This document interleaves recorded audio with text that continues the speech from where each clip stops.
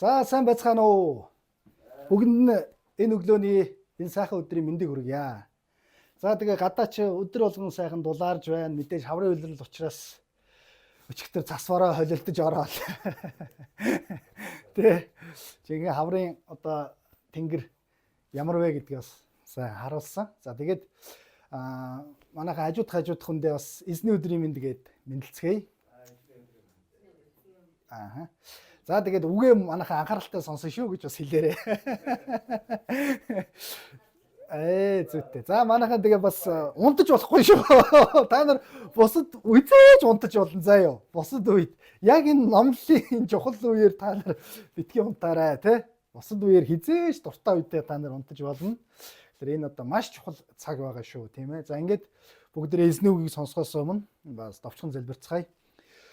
Баярлалаа ариун сүнсээ та бидэнтэй яриарай. Та өөрийн гайхамшигт үгээрээ бидэнтэй ярьж, биднийг өөрчилж, биднийг шинчилж, биднийг үнэхээр төрлөх чанараар минь, үнэхээр бидний зүрх сэтгэлийг та бас өөрчилж, биднийг шинэ хүн болоход, бид шинэ бүтээлээр амьдрахад Бурхан минь та туслаарай.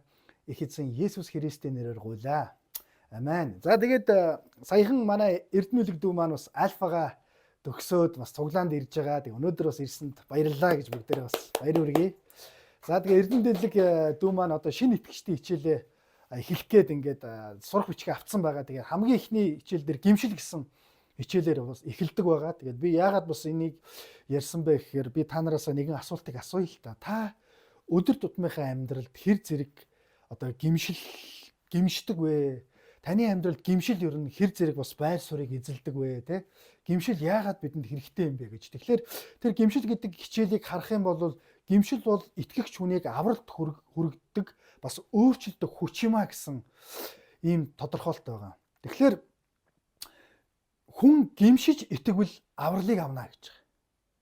Гимшиж гэж байгаа. Тэгээ юуны төлөө гимших вэ гэхээр үйлдэлсэн гим нүглийнхаа төлөө гимших гэдэг энэ чухал одоо ойлголт бас явж байгаа. Ингээд бүгдээрээ хамтдаа 2 дугаар Шимэл 19 дугаар бүлгийг хамтдаа уншия. Тэгээ би эндээс та бүхэндээ уншиж өгье. Та бүхэн маань дагуулад хараарай. За би эндээс та бүхэндээ стандарт монгол орчуулганаас уншлаа. Та бүхэн маань дагуулад хараарай. 1-р ишлэлээс би та бүхэнд уншиж өгье. Цаан чинь Авшломын хойноос хаадан уйлж гашуудаад байна гэж Йовт дуулгажээ. Хүүгийнхээ араас хааны эмгэнэн гашуудаж байгааг дуулсан хүмүүсийн хувьд тэр өдрийн ялалт нь гашуудл болж хувирлаа. Тэд тулаанаас зугтсан шившигт хүмүүсийн адлаар хотод сэм орж ирэв. Хаан нүрээ даран чангаар Авшлом хүү минь дээ. Авшлом хүү минь өрмөн химэн орилсоор байваа. Йов хааны ордонд ирээд таны амийг хөвгүүд охид ихнэр татвар эмсийтэй амийг аварсан хамаг албатаа та өнөөдөр нүүр хийх газаргүй болголоо. Таныг үзэн ядагчдыг та хайрлаж, таныг хайрлагчдыг та үзэн ядваа. Ингэснээр жанжид албат нар таны хувьд хинж биш гэдгийг өнөөдөр та харуулв. Авшлам өнөөдөр амьд байгаад бид бүгдээрээ үхсэн бол танд дээр байжээ гэж би ойлголоо. Тэгэхээр одоо даруйхан гарч албат нарынхаа сэтгэлийг засах үг хэлээч. Яаваагаар андгаалъя. Та очихгүй бол энэ шөнө тантай нэг ч хүн үлдэхгүй. Ингвээс залуу байхаас тань өнөөдрийг хүртэл танд тохиолдсон муу бүхнээс бүрч дор юм болж мэднэ хэмээн хаанд хэлвэ.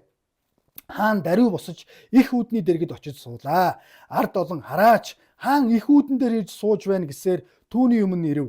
Харин Израильчууд бүгд гэр гэрүүлүүгээ зогтон одсон байлаа. Израилийн овгуудын ард түмний дунд маргаан үсэж хаантан маань биднийг дайснуудаас аварч Пелешечүүдийн савраас чөлөөлсөн шүү дээ гэтэл Авшломоос болж нутаг орноосоо дөрвчгöd байна. Бидний хаанаараа тослон томилсон Авшломч дайнд ирсэдлээ. Харин одоо хааныг буцааж авчрах тухайд та нар юунд таг чиг байна вэ хэмээн маргаж байв. Давид хаан дахилж Цадок Ивитар нарт хүн илгээж Ихудагийн ахлагчдад ингэж хэл. Хамаг Израиль хааныг өргөөнд нь аваачих тухай шуугсныг хаан дуулчхад байхад та нар хааныг өргөөнд нь буцааж залах тухайд юунд сүүл мушгин вэ? Та нар чинь миний ах дүүс яс махны минь тасархаа шүү дээ. Хааныг буцаан аваачих тухайд юунд сүүл мушгин вэ гэж хэл. Мөн Амасад чи миний яс махны тасархаа биш үү? Цаашдаа чи Йовын оронд миний их цэргийн жанжин болохгүй бол Бурхан намайг цээрлүүлэг, нэмээд бүр нэрвэг гэж хэлгэлээ. Ийхүү Давид Юхудагийн бүх эрсийн зүрхийг эргүүлэн нэг хүнийх мэт болговоо. Тэгээд тэд та бүх албат нарыгаа хамт буцан ирнэ хэмээн хаанд хэлүүлжээ. Хааныг Йорданд буцаж ирэхэд Юхудачууд түүнийг угтаж Йордны гатлуулахаар Галгалд ирлээ. Бахрумаас гаралтай Бенамин хүн Герагийн хүү Шимич Давид хааныг тосгоор Юхуда ирчүүдийн хамт яаравчлан ирэв. Түүнтэй хамт Бенаминаас 1000 хүн, бас Шауулхны царц Цэва 15 хүү 20 боолтойгоо хаанаас өртөж Йорданд яаран ирлээ. Тэд хааны тааллыг олж гэрийнхнийг нь гол гатлуулахын тулд өөрсдөө гүйхэн эсгээр гатлан очижээ. Хааныг Йордан голыг гатлах гэж байхад нь Герагийн хүү Шими түүний өмнө хөсөр унаж эзэнтэн минь нүгэл хилэнцгийг минь бүү дурсаач. Хаан эзнийгээ Иерусалимаас гардаг тэр өдөр боолынхоо үйлцэн ёсгүй хэргийг зүрхэндээ бүү хадгалаач. Гин буруутай гэдгээ таны боол би ухаарсан учраас хаан эзэн таныг угтахаар Йосефийн гэр хотлынхноос өнөөдөр хамгийн дөрөнд ирлээ гэв. Цэрүягийн хүү Авишэ хариуд нь Явагийн тослон томилсон нэгнийг хараасныхаа төлөө Шими цааслуулах ёстой босуу гэхэд Давид Цэрягийн хөвгүү дээ.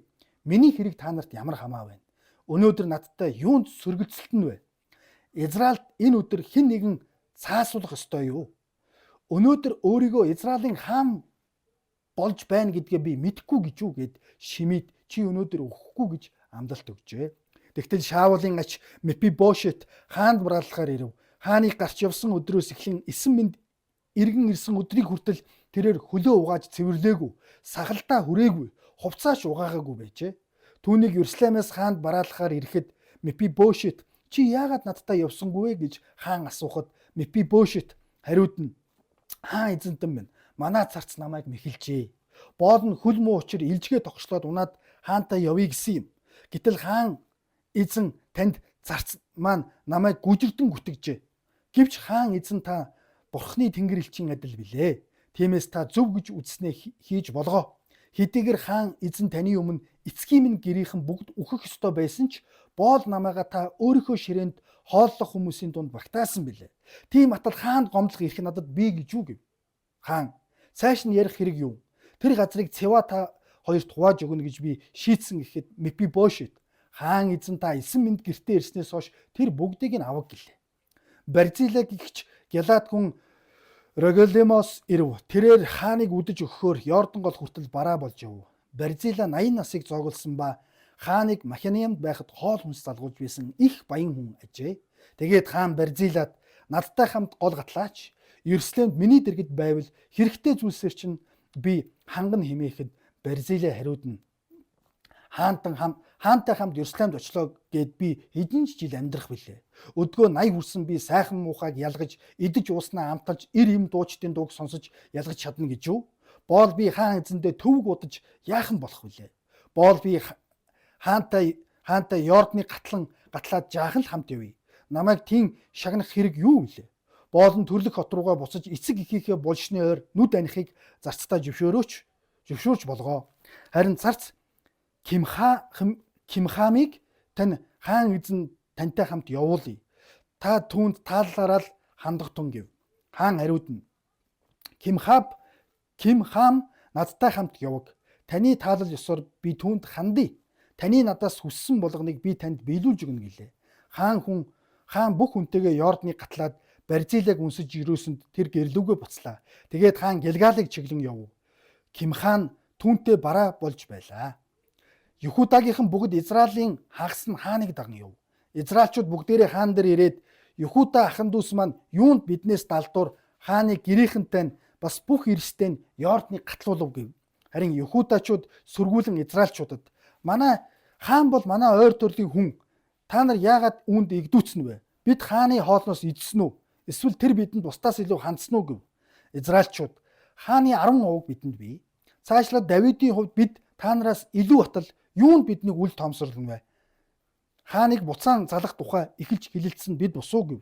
Гэвч Юхудачуудын үг Израильчуудынхаас илүү хурц байлаа гэсэн байна.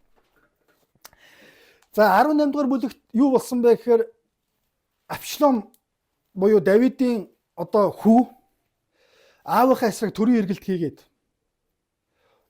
хамгийн сайн дотны зөвлөгчнийг нь урвуулад зохиомл зүйл үүсгэж аавынхаа хаан ширээг булаан авч өөрийгөө хаанаар тосолж ингэснээс болж Давид өөрийнхөө байгуулсан хотоос цөл рүү зүгтэж гарч явж ингээд яг энэний өмнөх нь маш том нэг дайн дулаан болоод ингээд Давидын одоо цэргүүд Абшаломын цэргүүдийг ялж Абшалом мөн ам өргөцсөн. За ингээд энэ мэдээг Давид хаанд дуулгасан. За ингээд нэгдүгээр ишлээс харуул цаан чинь Абшаломын хойноос хаантан уйлж гашуудаад байна гэсэн мэдээ Йовт ирсэн. Йов бол цэргийн жанжин. Давидэд үнэнч зүтгэсэн. Давидын зээ дүү байгаа. Хамаатан. Цусан төрлийн. За ингээд хүүгийнхээ араас хааны эмэгнэн гашуудаж байгааг дуулсан хүмүүсийн хувьд, дайнд явсан цэргүүдийн хувьд тэр өдрийн ялалт нь гашууд болж хувирлаа гэж. Тэд тулаанаас цугцсан шившигт хүмүүсийн адилаар хотод сэмх орж ирсэн. Хаан гашуудаад байна гэдгийг дуулсан учраас. Уг нь бол эн чинь дайснаа ялсан, Давидыг алах гэж байгаа хүмүүсийг ялсан, Давидыг үзэн ядсан одоо ийм хүмүүсийг ялсны хувьд уг нь бол том одоо ялалт уг нь бол болсон. Гэтэл дайнаас зүгтнэ гэдэг бол нэлийн шившигтэй байдалд ордог. Дайнаас зүгтсэн цэргүүд гэдэг бол нэлийн шившигтэй байдалд ордог байж. Ингээд дөрөвдүгээр ишлэгийг ямар ч байсан хотод сэмхэн нөгөөд чи орж ирсэн. Яг гэвэл хаан гашуудаад байгаа учраас. Нөгөө өөрсдийнх нь ялалт эн чинь гашууд болж хувирж штэ. Бүгд цэргүүд бол бүр гайхаад. За ингээд дөрөвдүгээр ишлэгийг харуул хаан нүрээ даран чангаар Абшалом мэндэ, хүү мэндэ, үр минь химэн орилсоор байсан гэж. Энд чинь хот ордонд гэдэг чинь Бахрум гэдэг Маханиам гэдэг газар энэ хэд чинь цэргийн уранга төр уаран байгуулсан тийм ээ. Энэ газар Йордан голыг гатлаад бүр зүүн тишээ эн чинь байгаа газар. За ингээд цэргийн жанжин Йов хаан дээр орж ирсэн. Хаантай уулзсан, Давид хаантай уйлал, хүүгийнхээ араас мэдээж гашуудсан. Мэдээж ямар ч эцэг хүн төрсөн хүүгээ алдна гэдэг бол маш том одоо харуулсал байгаа. За ингээд Йов хаан дээр орж ирээд хаанд ингэж хэлсэн. Таны амийг нэгт таны ам, таны хөвгүүд, таны охид, таны татвар юмс, таныг гэсэн бүх хэмийг аварсан тийм ээ, хамгаалсан хамаг албатаа та өнөөдөр нүүр хийх газаргүй болголоо. Бид таны амийг аврах гэж өөрсдөө амийг эрсэдсэн байж дайн дулаанд явсан. Таныг үхлээс аварсан тийм ээ. Мөн 6 дугаар ишлэл.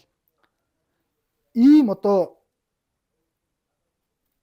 хэрэг үйлдэхэд та бидрийг нүүр хийх газаргүй болголоо. Бид таны амийг аварж байхад 6 дугаар ишлэл таныг үзэн ядагчдыг та хайрлаад тийм ээ таны эсрэг боссон. Таныг алах гэсэн тантай дайн хийсэн хүмүүсийг та хайрлаад таныг хайрлсан харин таны төлөө тулалдсан таны төлөө цусаа урсгасан хүмүүсийг та үзэн ядаж байна. Ингэж уйлж гашуудж байгаа. Ингэснээр жанжид албат нарт нь таны хувьд хинч биш гэдгийг өнөөдөр та харуулж байна. Абшалом өнөөдөр амьд байгаад бид бүгдээрээ үхсэн бол ер нь танд дээр байх байсан юм байна. гэж. Тийм ээ.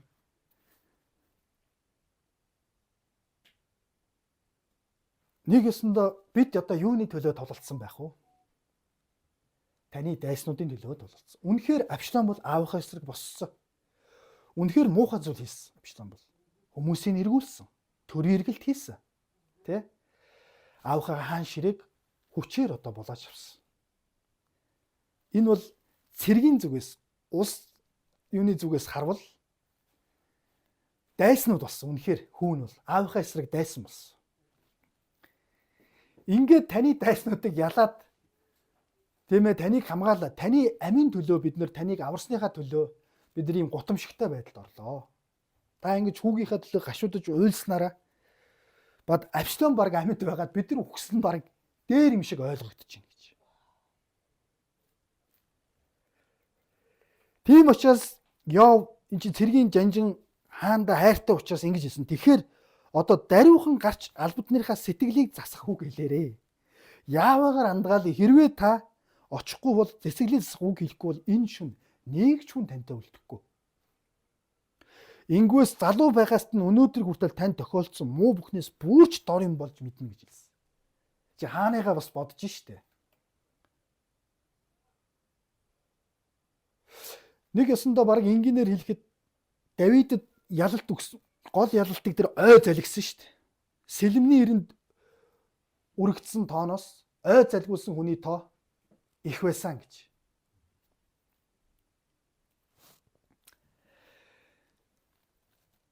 Гол ялалтыг бурхан өгж байгаа Давидэд. Гол ялалт байгуулахад нь бурхан тусалж байгаа. Харин үүний оронд баг бурхан минь баярлаа гэж хэлхийн оронд баг л одоо бид нар яасан нь буруу болчихж байгаа юм шиг тийм ээ. Хүүгийнхээ араас гашуудж байгаа. Мэдээж аав хүн хүүгийнхээ араас гашуудж байгаа нь хувь хүний зүгээсээ зөвлөдөө. Харин эн чинь яг одоо улс орны зүгээс ард түмний зүгээс дайснаа үнэхээр дайсан болсон аавынхаа эсрэг. Үнэхээр чухал одоо тулаан хийсэн. Тийм ээ. Ингээд та хэрвээ энэ албат нарынхаа сэтгэлийг засах үг хэлэхгүй бол тантай нэг ч хүн үлдэхгүй шүү. Эвгүй болчлоо. Эвгүй болчихж байгаа байхгүй юу? Дайсны дараад хааныхаа эсрэг тулалдаад амийг нь хүүгүүдийн бүх хүмүүсийг авраад ингээд ирсэн чинь хаана нь уйлаад идэг. Хаана нь уйлаад харамсаад идэг. Мэдээж хүүгийнхаа төлөө харамсаж байгаа хувийн зүрх сэтгэлийг бид нар ойлгоно. Гэхдээ энэ чинь улс тэ ард олон гэдэг талаасаа энэ чинь албат нар нь буруутай юм шиг болчихж байгаа байхгүй юу? Тулалцсныхаа төлөө тийм ээ. Тэгээд харин ч энэ чинь уг нь бол яг мэдээж албат нар нь энэ чинь өөрийнх нь төлөө тулалдаад ирж байгаа албат нар байгаа.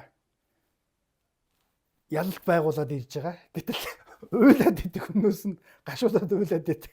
Нөгөө ч юм уу сонирн болчихж байгаа байхгүй юу? Яхаа мэдгэлж байгаа. Буруутай юм шиг болоод тийм мэдрэмж төрчихж байгаа байхгүй юу, тийм?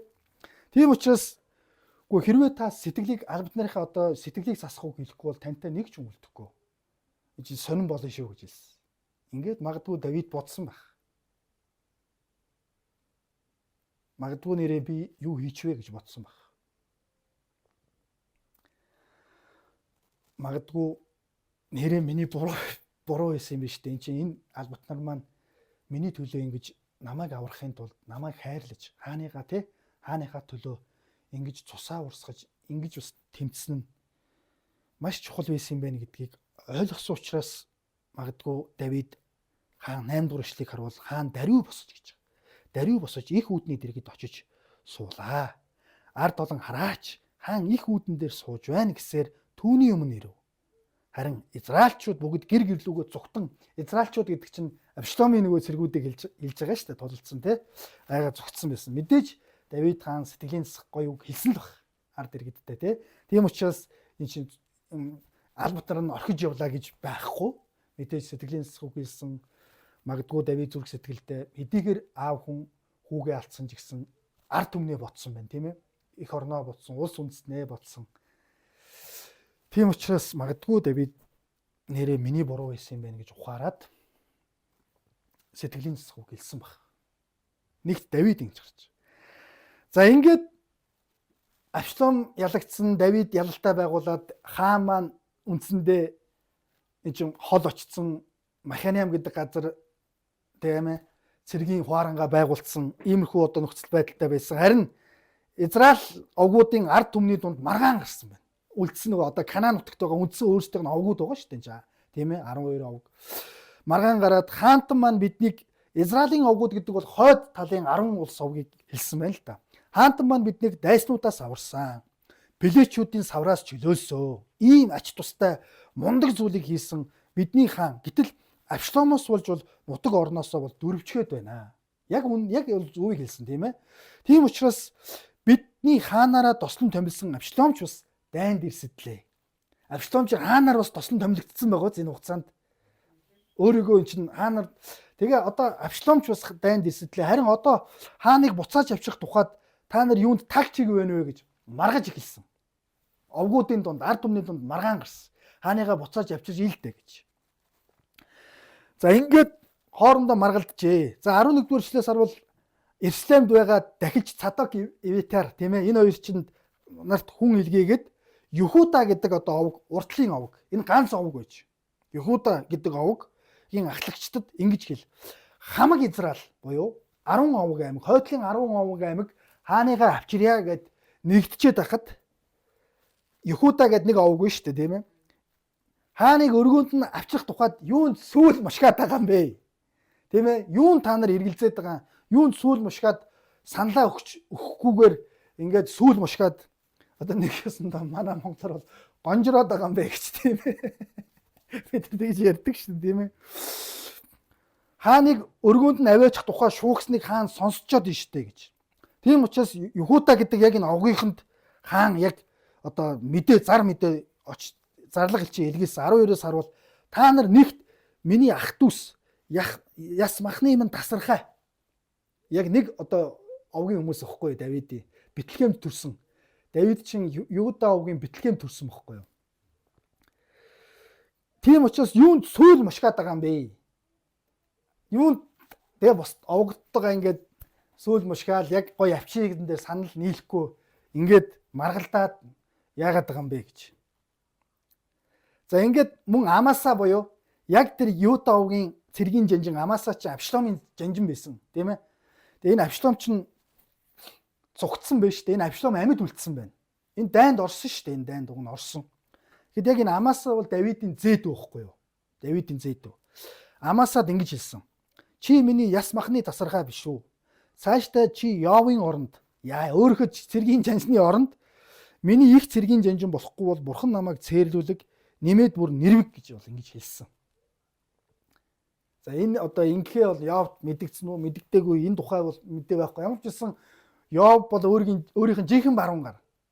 Гэтэл Давид би баруун гарынхаа оронд чамайг баруун гараа болгоё. Тэгэхгүй бол бурхан намайг нэрвэг гэж. Ийм маш хүчтэй одоо болцол тавьсан хэлсэн. За ийхүү 14-р эшлэгийг харвал Давид Юудагийн бүх эрсийг зүрхийг эргүүлэн энэ Юуда гэдэг чинь нэг л овгон шүү дээ. 12 овгийнхан тийм ээ. Эргүүлэн нэг хүнийх мэт болгоод тэгээд Юудагийнхан шийдвэр гаргаад юу гэсэн гэхээр та бүх албад нарыгаа хамт буцаж ирээ. Иерусалимда буцаж ирээрээ гэж хаанд бол хэлүүлсэн. За ингээд хаан нэг өсөндөө дөрвчгээд нь шүү дээ. Өөрөө юунаас улс орноос тэгээд ард иргэд нь буцааж авчих талаар санал нэгдээ. За хаан минь та одоо буцаад үрээд ирээ гэж. За хаан одоо ингээд Йордан гэдэг том гол байгаа шүү дээ. Тийм ээ. Энэ Йордан голыг гатлаад яг одоо Йордан голын наан бол нэг овг аймаг бас байгаа тийм ээ. Хоёр овг аймаг байгаа шүү дээ. Йордан голын наан Израильчуудын гатлаад 10 одоо юу нэ тийм ээ. За ингээд Йордан голыг гатлах гад Йордан голын дэргэд ирэхэд нөгөө Юхудачууд чинь сүүл мушгаад ирсэн Юхудачууд чинь хамгийн дөрөнд угтгаар өрөөд ирсэн. Гэлгалд ирсэн. Гэлгал гэдэг чинь Йордан голын ойролцоох Йордан голоо гатлаад байж байгаа хот. Гэлгалд ирчээд зарим нь бол гараад ирсэн байна. За хамгийн ихдээ харъя. 16 Бахримаас гаралтай Бенамин хүн Герагийн хүү Шими Давид хааныг тосгоор Юхудагийн ирчүүдийн хамт яарвчлан ирв гэж. Юхудагийн ирчүүдийн хамт хүрээд ирсэн. За түүнтэй хамт Бенаминаас 1000 Бенамин овгоос 1000-ыг дагуулад ирсэн. Бас Шаулхны зарц нөгөө Цэва Мефибошетийн зарц Цэва чинь 15 хүү 20 боолтойгоо хаанаас өртөж Йорданд яаран ирсэн байлаа. За 18-ыг харъя. Тэд хааны тааллыг олж гэрийнхнийг нь гол гатлуулахын тулд өөрсдөө гүйхэн эсгэр гатлан очижээ. Гол гатлаад гараад ирсэн тийм ээ. За ингээд хааныг Йордан голыг гатлах гэж байхад нь Гэрийн хүн Шимээ хааны өмнө хөсөр унаад мөргсөн. За ингэж хэлсэн 19. Эзэнтэн минь нүгэл хилэнцгийг минь бүү дурсаач. Хаан эзнийгөө Иерусалимаас гардаг тэр өдөр боолынхоо үйлдсэн ёсгүй хэргийг зүрхэндээ бүү хадгалаач. 20. Гин буруутай гэдгээ таны боол би ухаарсан учраас хаан эзэн таныг угтахаар Йосефийн гэр хотлынхноос бусад бүх нөгөө 10% Израилаас хамгийн түрүүнд би тань дээр ирлээ шүү. Тийм ээ? Гив. За ингээд Цэрягийн хүү Абишэ хааны зүүн гар Давид хааны хариуд нь Яавагийн тослон томилсон нэг чи хараасан. Ныха төлөө Шимий цааслуулах ёстой босуу. Амар хараадаг Шимий чинь. Та нар санаж байна уу те? Гараа дөнгөж Иерусалим хотоос гараад нөхцөл байдал амар болчоод ингээ явж байхад чулуу шидээд идэг. Шороо зацаал хараагаал Давидыг. Тэр Шимий чинь одоо хилээ гаргаад хилээ хазаад яана хаанта би ёстой буруу юм хийсэн бэлээ. Та миний нүгэл хилэнцгийг өршөө. Би гим нүгэл Бурхны өмнө гим нүгэл үйлдсэн гэдгээ би ёстой ухаарсан гэж хэлсэн. 20 дугаар ишлэл. Шал мангар юм би хийсэн бэлээ. Шал буруу юм би хийсэн бэлээ шүү. Та намайг уучлаарай. Би Бурхны өмнө ёстой би буруу юм хийсэн гэдгээ үнэхээр ухаарсан гэж. Ингээд гим нүглээ гимссэн хаантны өмнө. Тэгтэл Абишэ нөгөө яв хоёр чинь түргэн зантаагаараа Абишэ чинь энэ хааныг те Бурхны тослон томилсон хааныг чи харааснараа цааслуулах ёстой гэж. Яа.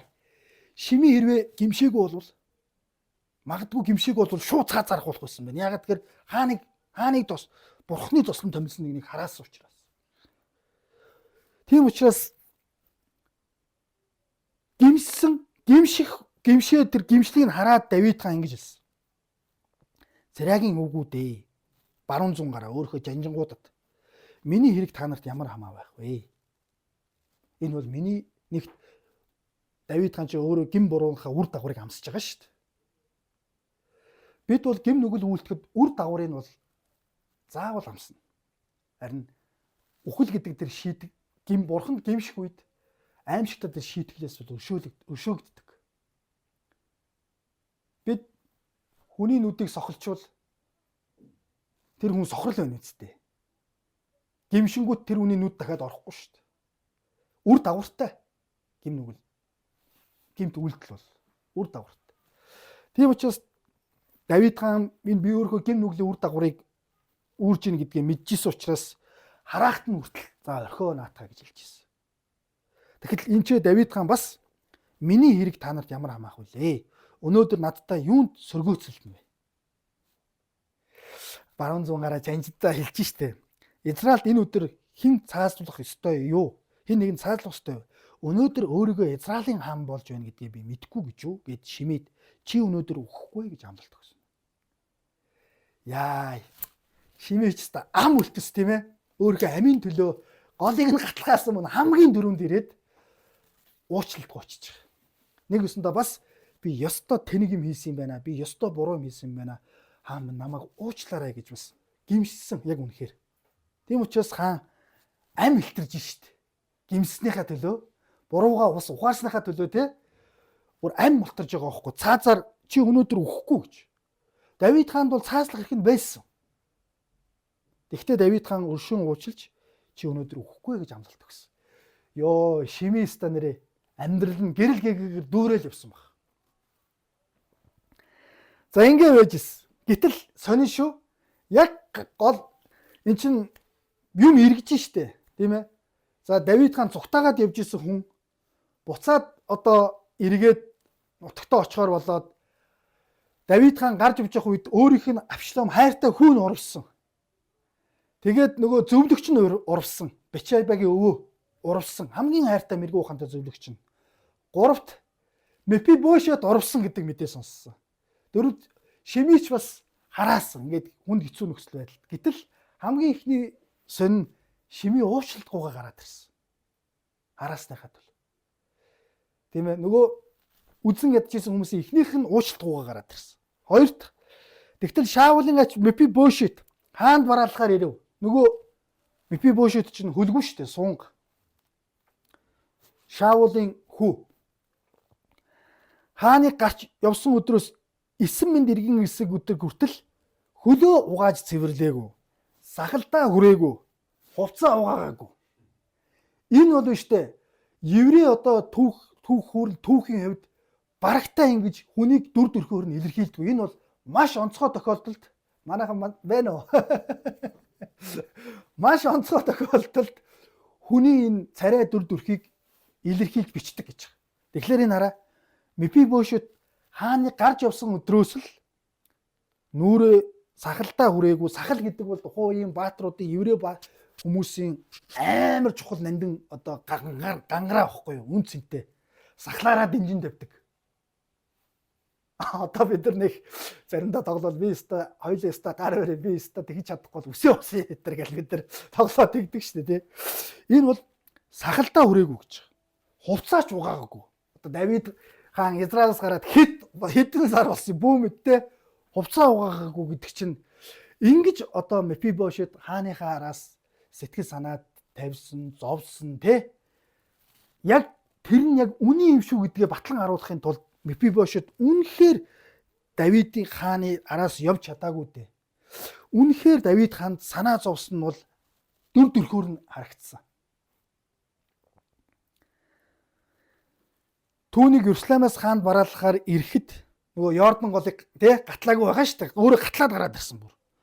За хааны зүрх сэтгэл нэг том цохилт болсон нь Мефибошет танаас урвсан шүү дээ.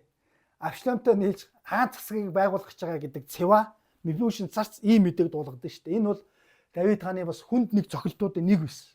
Тийм учраас энэ том хүн цохилтоо асуусан. Мефибошет чи яагаад надтай Исламаас гараагүй юм гэж. Чи яагаад тийм муухай зан гаргасан юм гэж. Гэтэл хэлсэн 26. Хаан эзэнтэн минь.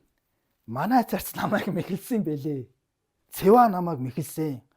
Боолт нь хөл муу учир илжгээ тогшлоод унаад хаантай явъя гэсэн юм уу. Хугацаа тий. Хугацаа илжгээ тогшлоод ингээ хаантай зүг явъя унаа унш бэлдээд ингэх боловч хөл муу надад илжих тогшлох хүн олдоогүй ч гэдэг юм уу. Эсвэл Давид хаан маш яаралтай гараад явсан байх л та. Уг нь тантай би хөл муу учир илжгээ тогшлоод унаад явъя гэсэн боловч гэтэл хаан эзэн танд зарцман цэва хурж очоод намайг гүжиртэн гүтгсэн байна. Гэвч эзэн хаантаа бурхны тэнгэр ялчих адил мэрэгэн ухаантай билээ. Тиймээс та зөв гэж үзснээ надаа хийгэрээ. Хэдийгээр хаан эзэн таны өмнө эцгийн минь гэрийнхэн бүгд өөхөх ёстой байсан ч гэдэг чинь юу гэсэн үг гэхээр тухайн үед ийм соёлтой байж аливаа хаан хүн тослон томилдоход өмнөх хааны удмынхан бүгд өөхөх ёстой байсан байна. Сонин. Тийм одоо соёлтой байсан. Ийм байхад би өөхөх ёстой байсан. Гэтэл боол намайгаа та өөрийнхөө ширээнд хооллох хүмүүсийн дунд магтаасан. Газар нутаг өгсөн. Тийм ээ? Зарц нарыг өгсөн. Би таны ширээнд хооллдог ийм өөхөх ёстой хүн ингэж дээр байр суран заларсан байтал юунд би хаанд гомдлох хэрэг надад байхгүй. Юун таны эсрэг би хаан ширээг авах, юун шаавуултай нэгдэх. Манай цэва гүжиртэн намайг гүтгсэн гэж ингэж хэлсэн. Цэва энэ дунд байж байгаа шүү дээ. Цэва чи ингэж гүтгсэн гэсэн ийм юм болсон юм биш үү гэдэг нь илт мэдэгдсэн. Нөгөө сахлаач үргээгүй амар ус цасанд ороогүй. Тэгээ үнэхээр хааныхаа хардаас санаа зовсон. Үнэхээр одоо үнэн байсан. За тэгээд хаан за би чамайг ойлголоо чи цааш нь харих харин тэр газрыг би Цэват хоёрт хуваагаад өгсөн гэж. Яг нөгөө хаан чин Цэва чи ингэж худлаа ярихдаа хаанаас амлалт авчдаг байхгүй юу? Газрын амлалт. Тэгэхэд энэ хараа Мефибошетийг бүгд хараа айгүй гой зүрх сэтгэлтэй. Хаан эзэн та 9 минут гэртээ ирснээс хойш тэр газар мазар хамаагүй таны юм. Хаан эзэн та гэртээ гэдэг бол надад маш чухал юм. Тэр бүгдийг нь авах Цэва гэж. Ингэж одоо газар нутаг өмч эд хөрөнгө юу юм? Тийм ээ та 9 минут ирсэн гэдгээс болж гэж. За ингээд эхний хүн шими буруутай гэдгээ ухаарад гим нүгэлтэй гэдгээ гимс.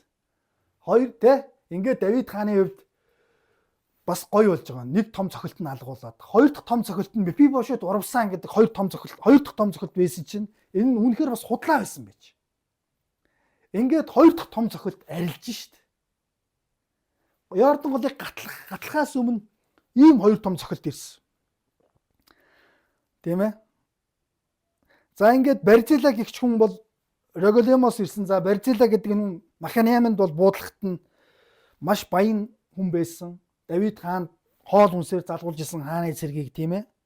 За ингээд Давид хаан буцаад одоо нутаг руугаа хот руугаа явж байгаа учраас надтай хамт яваач гэж хэлэхэд би бүх юмар таныг хангая. Энэ сайхан сэтгэлийн чинь хариуд би ачаар хариулъя гэж хэлсэн. Барзилай энэ хариуд ингэж хэлсэн. Би очлоо гэхэд хэдэн жил амьдрах вүлээ. Махинаамд би насаараа амьдарсан. Өдгөө 80 нас хүрсэн би юмаа ялгаж салгаж чадна гэж байхгүй. Танд хаандаа л би төвөг болно. Тийм учраас би таныг ингээ гаргаж өгье. Гол гатлуулаад гаргаж өгье. Харин намайг тийм шагнах хэрэг юу вэ гэж тийм ээ. Би үнэхээр тусалсан гэдэг бол зүй ёсны хэрэг юм. Хаандаа туслана гэдэг бол нэг хариу нэгж байгаа юм надад байхгүй танаас. Энэ бол харин ч би баян хүн байсан, харин ч би хэрэгтэй үед нь хаандаа тусалсан. Энэ бол нэр төрийн хэрэг байлаа. Намайг шагнах гэж та бүү одоо ийм шийдвэр гаргаа гэж. Харин би төрлөх хоттой эцэг ихээ бошинд ойр нүд анихыг надад зөвшөөрөөрэй. Харин танд царц Кимхам тийм ээ зарцаа өгөө явуулчих байгаа байхгүй. Энэ залуу энэ хайртай зарцаж байсан юм уу? Залуу хүн байсан байж болно шүү дээ 20 эдтэй. Энэ зарцаа би таньдаа өгье. Та түн тааллаараа хандаарай гэж. За 38 хаан хариуд нь Кимхам надтай хамт явгээ. Таны таал ёсоор би түнд хандъя гэж тий. Таны зарцыг би сайхан харж хандъя. Таны тусыг би энэ Кимхамд үзүүлъя гэж. Магадгүй нэг бас гоё зарцаа ингээ хаанд өгөө явуулчих байгаа байхгүй тэр амьдралын тийм ээ бодоод би одоо хөгшүүн яг энэ залуу хүний амьдралыг та бодоорой гэж. За таны надаас хүссэн болгоныг би танд биелүүлж өгнө гэж хэлсэн. Яа хаан амлалт өгч штт. Тийм ээ. Үнэхээр энэ Барзилай бол баян хүн байсан. Тэгээд хаанд үнэхээр тусалсан. За ингээ 39 дугаар ишлэгийг харуул хаан бүх хүнтэйгээ Йордны гатлаад Барзилайг үнсэж өрөөсөн тэр гэрлүүгөө буцлаа. Тэгээд хаан Гилгалыг чиглэн яв. Гилгал гэдэг бол Йордан голыг гараад хамгийн ойролцох хот нь байж тийм үү? Иерусалим руу явах зүгт. За Кимхан бас түүнтэй хамт явсан. За ингээд нөгөө сүүл мушкад исэн хамгийн гонжроод исэн нөгөө Югудачууд ч маань бүгд Израилийн тэн хагас нь хааныг даган яв гэж тийм ээ. Израильчууд бүгдээрээ аль эзэн ирчих нөгөө Югудачууд ч хаан дээр ирээд тийм ээ ирсэн штэ. Ингээд гол гатлуулаад за Израилийн тэн хагас нь гэж тийм ээ. За ингээд одоо Давидтай хамт явсан цэргүүд. За ингээд нөгөө Израильчууд чинь 10 овог аймгийн төлөөллөө чинь бүгдээрээ хаан дээр ирсэн чи яваад ирсэн чи айл эзэн нөгөө Югудачууд маань ирсэн явчихээн. Тэ гонжоод байсан нөгөө нэг сүүл мушгад исэн гарч чинь.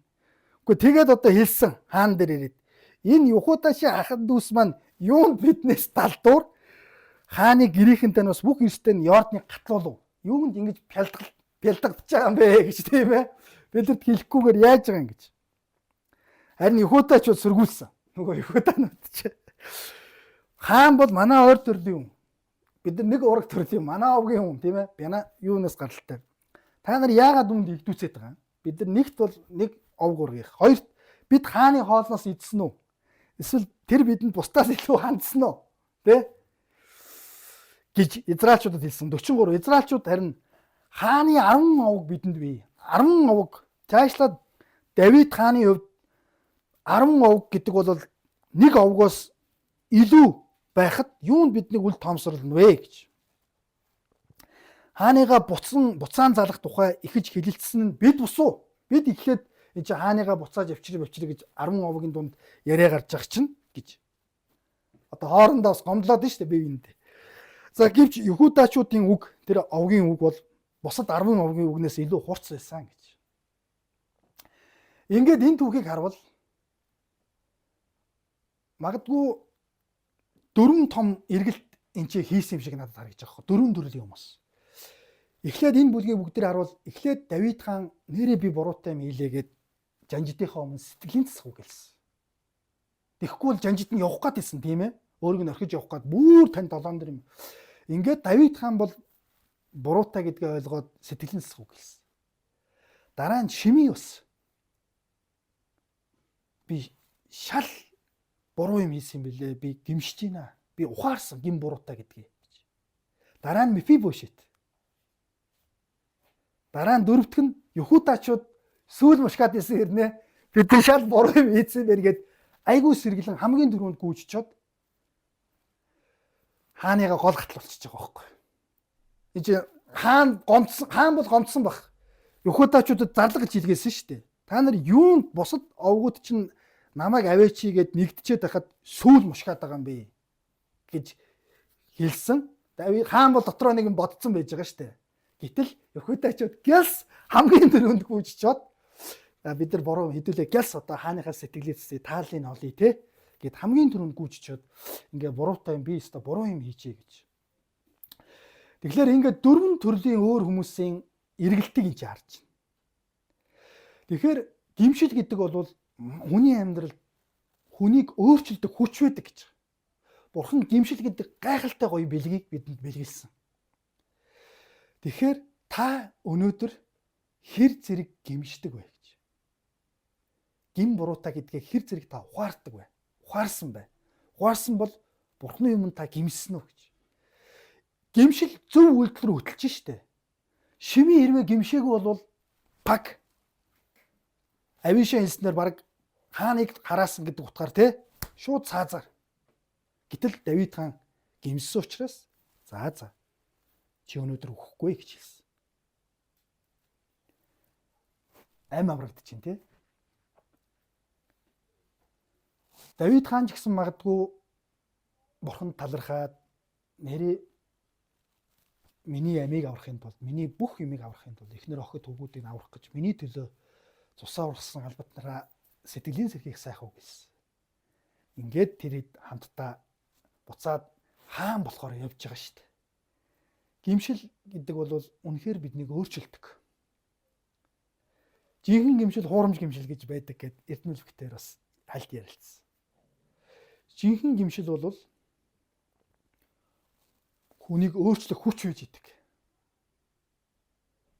Харин хуурамч гимшил бол хүнийг зүгээр л гашуудахад хүргэдэг. Тэ. Тэгээд нөгөө Йехудачууд хамгийн дөрөнд бас хэдүүлээ сүүл мушгаад гэсэн буруу байсан юм байна гэж бодоод хамгийн дөрөнгүүгээд өчтсөн. Тэгэхээр жинхэнэ гимшил бол тэр гим нүглийг дахиж үйлдэхгүй болох хүчийг бурхан өгдөг. Бид нар өнөөдөр төгс биш алдаж ондог хүмүүс гэдгийг бас харж байна. Хаан ч гэсэн алдаж онж. Зүгээр жирийн иргэд алдаж онж байна. Бүхэл бүтэн овгоороо алдаж онж байна те. Хүн бол гим нүгэлтэй. Харин тэгтээ Бурхан нэгэн гайхалтай гоё бэлгийг өгсөн нь гимшил гэдэг гоё бэлгийг өгсөн. Тэр гим нүглийг ялах, мууг ялах, ялж амьдрах, тийм ээ? Сатаныг ялах. Тэр гайхалтай гоё бэлгийг бол Бурхан бидэнд өгсөн. Тэр бол гимшил гэж. Гим нүглээсээ эргэх, бодол санаагаа шинжлэх. Мэдээж бид нар алдаж унах юм бидний амьдрал зөндөө байдаг. Гэхдээ гимшил бол харин биднийг эргүүлдэг. Зөв үйлдэл рүү чиглүүлж штт гимшил. Тийм ээ? Харин ч амьдралд нь үр жимс гарч штт гимснэр. Тийм үү үстэй. Шими.